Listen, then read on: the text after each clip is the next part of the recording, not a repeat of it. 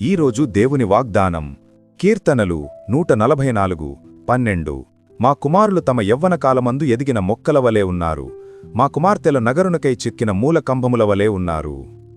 ఈరోజు మీరు మీ పిల్లల భవిష్యత్తు గురించి ఆలోచిస్తూ నిరాశ చెందుతున్నారా?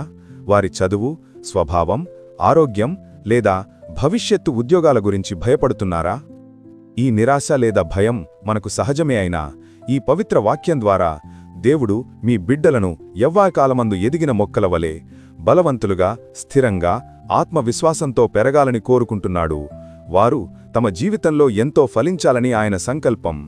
అలాగే మీ కుమార్తెలు నగరునకై చెక్కిన మూలకంబముల వలె విలువైన స్థిరత్వానికి, గౌరవానికి మరియు నైతిక బలానికి ఆధారంగా నిలబడాలని ఆయన ఆశయం.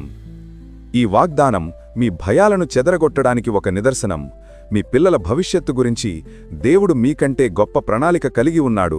కాబట్టి నేడు మీ చింతలన్నీ ఆయనకు అప్పగించి ఆయన వాగ్దానంపై విశ్వాసంతో నిలబడండి, ఎందుకంటే ఆయన మీ బిడ్డల ఉజ్వల భవిష్యత్తు కోసం కట్టుబడి ఉన్నాడు.